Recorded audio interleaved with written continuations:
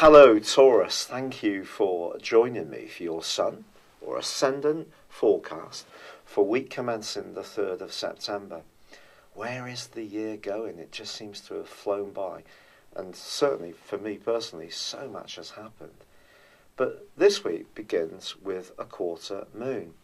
This quarter moon occurs in the part of your horoscope that's to do with resources and also your values. I don't think it's going to be a great thing this week to be overly generous to someone close to you, even if you're by nature a very kindly and protective person.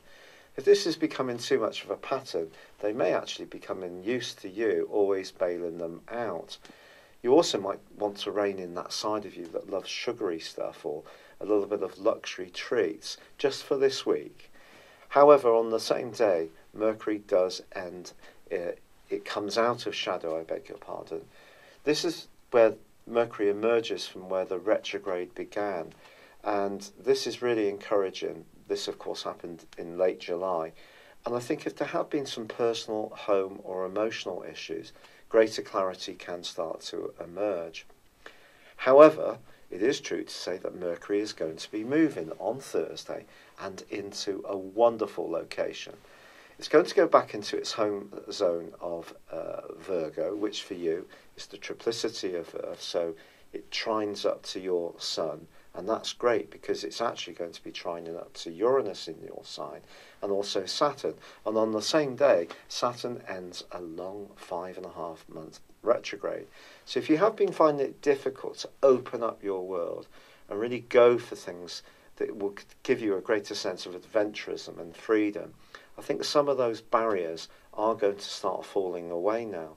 In fact, Mercury is going to be forging a ground Earth trine, much in the way the Sun did last week with Uranus and Saturn. So your ideas to be enterprising could really start to take a step forwards. Also, Jupiter in your opposite sign, your sector of relating, is forging a continually very beneficial link to Pluto, the planet of change. And it's possible, especially around relationship matters, or people you really connect with, people who you see as being knowledge bases to you, those ties can really, really grow in a very positive way for you. However, it is true to say that Venus is going to join up with Jupiter this week, and Venus, of course, is your ruling planet, but not before it clashes with Mars throughout the spine of this week.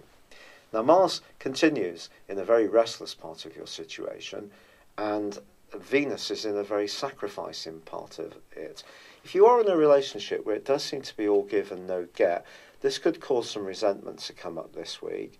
You may be looking towards people who provide other possibilities to you, even in the way that they think, for your inspiration. And it wouldn't be a surprise if you did feel a bit irritable if something was out of kilter or out of sync around the amount of freedom or gratification you get around a relationship. But once Venus does move at the end of this week, it does go into opposition with Uranus in your sign. This could be quite fascinating stuff, to be quite honest. I think it's possible that it could make you a bit more impulsive. If you're single, it could bring someone into your world towards the end of this week. And at first, you may not necessarily be sure that you like them, but that's the way that Venus and Mars in a square can sometimes work. It could create extra sexual tension, but also attraction. And Venus opposite Uranus could do the same. So someone who may challenge you in some way, may have some kind of exciting aspect to their nature, might actually be what really turns you on. And with Mercury moving into a much more outgoing, playful and humorous part of your situation, I just think in general, although there can be one or two challenges this week, on the whole this can be a very positive time for you. I am sorry that my energy is still so low.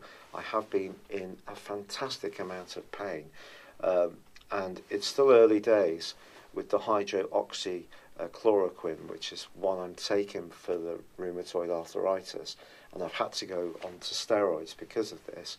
But thank you so much for all your kind suggestions and feedback, and I just hope this video made sense. Good luck. I'd love it if you would like or comment on this video, or if you've yet to do so, please do subscribe to this channel. Thank you. thank you for joining me. If you'd like to know more, please visit my website at www.patrickarundel.com or download my free app in iOS, Google or Facebook at www.horoscope-ace.com. Thanks and goodbye.